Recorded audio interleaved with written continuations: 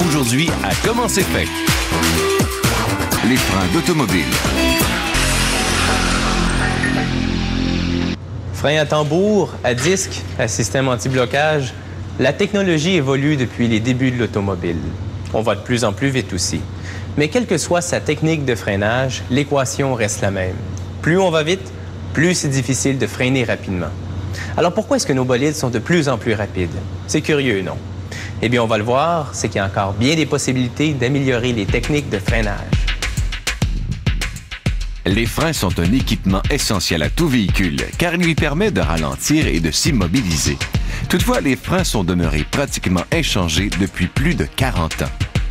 Un frein à disque conventionnel possède des plaquettes qui serrent le disque relié à la roue. Mais ces plaquettes ne serrent le disque que sur 15 à 30 degrés d'arc. Ceci provoque une chaleur importante, des blocages de roues et de l'usure prématurée. Le nouveau frein à disque flottant est équipé de 2 couronnes munies de pastilles de matériel de friction sur 360 degrés. Quand on serre le frein, la pression hydraulique déploie le diaphragme, qui exerce une pression sur la couronne intérieure qui est alors poussée contre le disque. Pour les besoins de cette animation, le mouvement du diaphragme a été exagéré.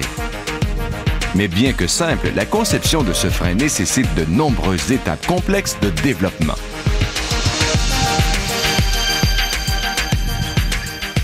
Tout débute sur les écrans avec la conception assistée par ordinateur.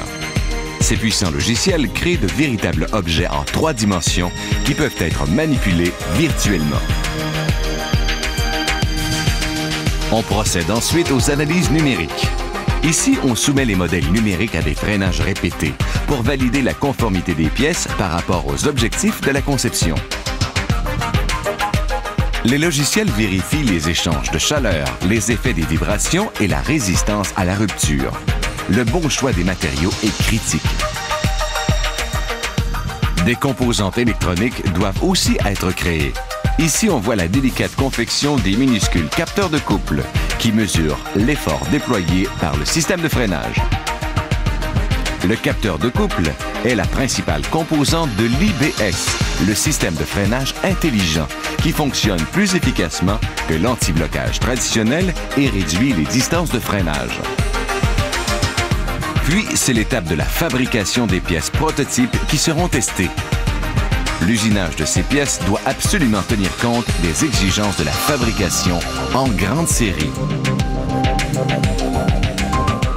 Cet usinage robotisé de haute précision est réalisé par des machines numériques commandées par ordinateur.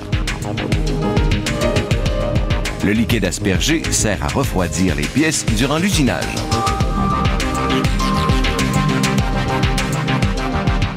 Les pièces terminées seront mesurées avec précision, puis sont ajustées et assemblées pour former des systèmes de frein complets, qui seront d'abord testés en laboratoire. Le frein à contact intégral possède une surface de frottement 6 fois supérieure à celle des freins traditionnels. L'utilisation d'aluminium et de matériaux composites permet d'économiser, en comparaison à un frein traditionnel, environ 2,5 kg par roue. Ceci influence la tenue de route et réduit la consommation d'essence de 0,1 litre par 100 km. On procède à des essais de puissance et d'endurance sur ce dynamomètre, dont un ensemble formé d'un frein et d'une roue appuie sur cet immense tambour rotatif. Ces essais en laboratoire sont critiques, car ils permettent de détecter toute défectuosité du système de freinage avant que celui-ci soit installé sur une véritable voiture.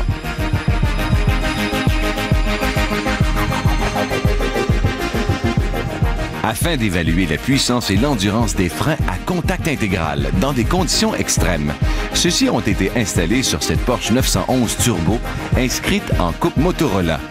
Les freins ont donné entière satisfaction et la Porsche a signé de nombreuses victoires. Une fois tous les essais de validation terminés, on passe à l'étape suivante. Les freins sont installés sur des véhicules de série. Grâce à des systèmes informatisés, les ingénieurs peuvent surveiller des milliers de fois par seconde le comportement des freins en toutes circonstances. Enfin, les ingénieurs procèdent à des essais de freinage réels avec des véhicules témoins. Finalement, il ne restera qu'à produire les freins en grande série afin d'approvisionner les chaînes de montage des constructeurs automobiles. Voilà les étapes qui séparent l'idée originale du produit final.